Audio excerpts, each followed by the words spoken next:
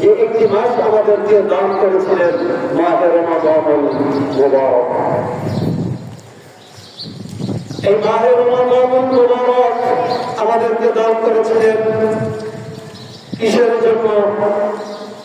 আমার বান্দাবাদীরা এরা তাকওয়া অর্জন করবে, এরা পরিষ্কার পরিচ্ছন্ন হবে, এদের রূহে নূর পৌঁছাবে, এদের রূহে আলো পৌঁছাবে, যে আলোর কারণে, যে নূরের কারণে বাকি যে 11টি মাস কিভাবে চলবে, কিভাবে দিন যাপন করবে, কিভাবে চাকরি বাকরি, কিভাবে ব্যবসা বাণিজ্য করবে, সব শিক্ষা কিন্তু আমরা এই মাহে রমাদানুল মুবারক থেকে পেয়েছি। এই মাহে রমাদানুল মুবারক আমাদেরকে কি শিক্ষা দিয়ে গেছে? আমাদেরকে নিয়ম তাফসীল ভাবে দিন যাপন করার শিক্ষা দিয়ে গেছে। এই যে সাহরি করেছি ঠিক নিয়ম অনুযায়ী, আমরা তাহাজ্জুদ আদায় করেছি নিয়ম অনুযায়ী, নিয়মের মধ্য থেকে। এই যে সালাতুত তাসবিহ নামাজ আদায় করেছে নিয়মের মধ্য থেকে। কি বলেন? নিয়মের বাইরে কেউ কি যেতে পেরেছি আমরা? না, আমরা কেউ নিয়মের বাইরে যেতে পারি নাই। আল্লাহ রাব্বুল আলামিন পবিত্র কালামুল্লাহ শরীফের মধ্যে ঘোষণা দিয়েছেন, বিসমিল্লাহির রাহমানির রাহিম। আওয়ামান কানা মাইতান ফাআহইয়ানাহু ওয়া জাআলনা লাহু নূরান ইয়ামশি বিহি ফিন-নাস কামান মাথালু ফিল-যুলুমাতি লাইসা বিখারিজিন মিনহা কাযালিকা যায়্যানা লিল-কাফিরিনা মা কানু ইয়া'মালুন। আল্লাহ রাব্বুল আলামিন কুরআনুল কারীমের মধ্যে ঘোষণা দিয়েছেন, যে ব্যক্তি মৃত ছিল, কি ছিল? যে ব্যক্তি মৃত ছিল, এরপর যাকে আমি আবার জীবিত করেছি। মৃত ছিল, জীবিত করেছি, খেয়াল করতে হবে।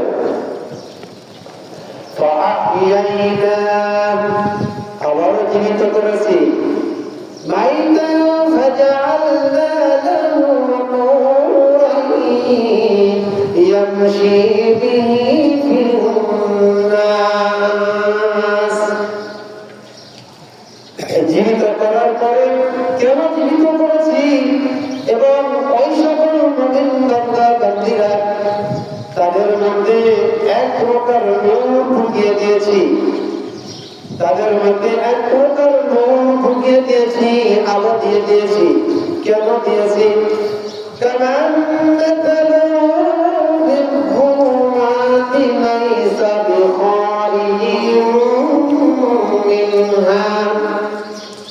আমি নূর ঢুকিয়ে দিয়েছি এই কারণে যে গুনাহগার বান্দাদের মধ্যে যে বসবাস, তাদের যে গুনাহের জগৎ, যে গুনাহের পরিবেশ, এই গুনাহের পরিবেশের মধ্য থেকে সে দিন যাপন করবে। এই নূরের কারণে, এই যে নূর ঢুকিয়ে দিয়েছি, এই নূরের কারণে, এই আলোর কারণে ওই মুমিন বান্দাদেরকে কোনো রকমের গুনাহ তাদের স্পর্শ করতে যেন না পারে। আল্লাহ রাব্বুল আলামিন বলেন, সেই ব্যক্তি কি ওই ব্যক্তির মতো যে নাকি অন্ধকারের মধ্যে রয়েছে। আমরা জীবিত ছিলাম মানে আমাদের রূহটা জীবিত ছিল। মাহে রমাদানুল মুবারক আমাদের মধ্যে দান করে আমাদের রূহকে আবার জীবিত করেছেন কে? আল্লাহ তাআলা। আমাদের রূহকে আবারও জীবিত করেছেন। এবং কেন জীবিত করেছেন? আমার এই বান্দা বান্দীরা এরা রমাদানুল মুবারকের মধ্যে এরা ইবাদত বন্দেগী করেছে। এরা 15টি মাস ধরে সিয়াম পালন করে নাই, সাথে সাথে অনেক বান্দাগি করেছে। আল্লাহ রাব্বুল আলামিন পবিত্র কালামুল্লাহ শরীফের মধ্যে ঘোষণা করেছেন, قد أفلح من تزكى وذكر اسم ربه فصلى। যে ব্যক্তি রমজানুল মুবারকে পবিত্রতা অর্জন করতে পেরেছে, যে ব্যক্তি পবিত্রতা অর্জন করতে পেরেছে আর তার মহান রবের নামের জিকির করেছে এবং নামাজ কায়েম করেছে, ওই ব্যক্তি শুধু সফল কাম হয়েছে। এই আয়াতের মধ্যে, এই আয়াতে কারিমার মধ্যে এটাই বোঝানো হয়েছে যে পবিত্রতা অর্জন করেছে, ঈদুল ফিতরের 2 রাকাত নামাজ আদায় করেছে, আল্লাহ তাআলার নামের জিকির করেছে। আল্লাহ তাআলার নামের জিকির আল্লাহু আকবার, আল্লাহু আকবার, লা ইলাহা ইল্লাল্লাহ, আল্লাহু আকবার, আল্লাহু আকবার ওয়া লিল্লাহিল হামদ। আল্লাহ তাআলার নামের জিকির করতে করতে ঈদগাহে এসেছে। ঈদগাহে আসার পরে ঈদুল ফিতরের 2 রাকাত নামাজ আদায় করেছে, ওই ব্যক্তি শুধুমাত্র সফলকাম হয়েছে। তাহলে এই আয়াতে বোঝা যাচ্ছে যে ঈদুল ফিতরের 2 রাকাত ওয়াজিব নামাজ আল্লাহ তাআলার হুকুম। এই হুকুমটি পরিচ্ছন্নভাবে রয়েছে বলে একে ফরজ না বলে ওয়াজিব বলা হয়েছে। ওয়াজিবেরও অনেক গুরুত্ব রয়ে গেছে। যদি ঈদুল ফিতরের নামাজ কেউ আদায় না করে তাহলে কিন্তু সে গুনাহগার হয়ে যাবে, বড় গুনাহগার হতে হবে।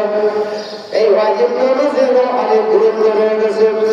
আল্লাহ রাব্বুল আলামিন এবং নামাজ কায়েম করা, এই এবং শব্দ যোগ করে এটাই বোঝানো হয়েছে।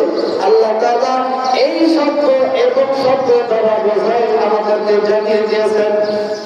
কি জানিয়ে দিয়েছেন? যে মাহে রমজান মুবারকের মতোই ঈদুল ফিতরের দিনও তোমাদের জন্য একটি ইবাদতের দিন।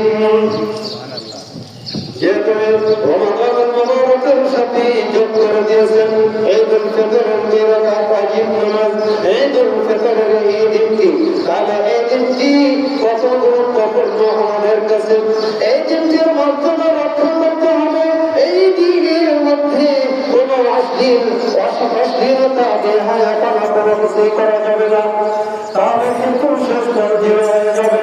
যেহেতু আল্লাহ রাব্বুল আলামিন মুবারকের সাথে ঈদুল ফিতরের নামাজের জামাতকে ঈদুল ফিতরের দিনকে শামিল করে দিয়েছেন। আলহামদুলিল্লাহ। দুর্যোগপূর্ণ আবহাওয়ার কারণে দক্ষিণ লবণছড়া ইসলাম বাস্তবায়ন ইন্তজাম কমিটি এবং বাজার কমিটির উদ্যোগে যে খুলনা সিটি কর্পোরেশনের তত্ত্বাবধানে যে ঈদুল ফিতরের জামাত অনুষ্ঠিত হতে যাচ্ছে, যে সময় দেওয়া হয়েছিল সকাল 8টার সময় ঈদুল ফিতরের নামাজের জামাত অনুষ্ঠিত হবে ইনশাআল্লাহ। তো একটু সময় নেওয়া যায় নাকি? তো এই দুর্যোগপূর্ণ আবহাওয়ার কারণে কমিটির নির্দেশনায় আমরা একটু সময় নিতে যাচ্ছি। আপনারা যারা এখনো বাড়িতে বিলম্ব করছেন,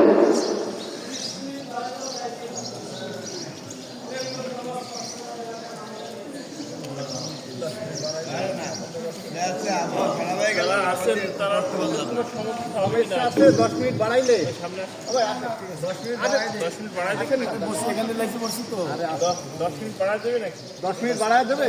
লোকজন তো বেশি। হ্যাঁ শর্টটাই। আচ্ছা হুজুর রন বলছে শর্টটাই। আলহামদুলিল্লাহ। যে শুধুমাত্র আজকের জন্য